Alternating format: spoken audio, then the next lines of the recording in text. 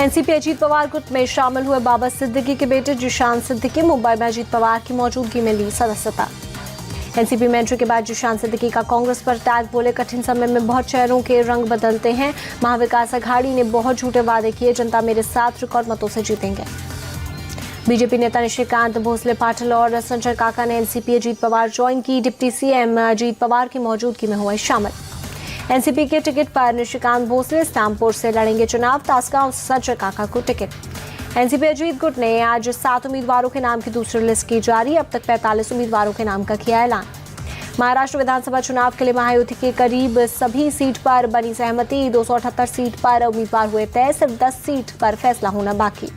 अमित शाह ने बैठक में सीएम शिंदे और अजीत पवार को एक साथ चुनाव लड़ने की दी नसीहत। कहा, ध्यान रहे महायुति में कोई भी दल चुनाव में किसी बागी को खड़ा न करे।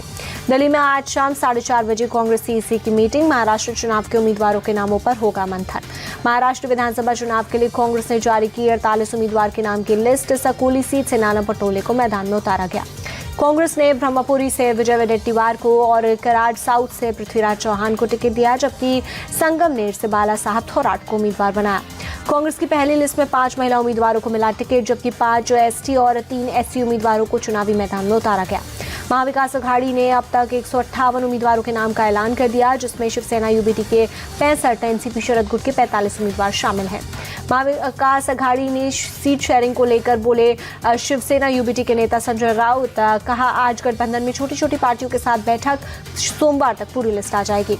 झारखंड विधानसभा चुनाव के लिए कांग्रेस ने जारी की 7 उम्मीदवारों के नाम की लिस्ट। बहरी से एमएलए उमाशंकर अकेला और पाकुड़ से एमएलए आलमगीर आलम का टिकट कटा।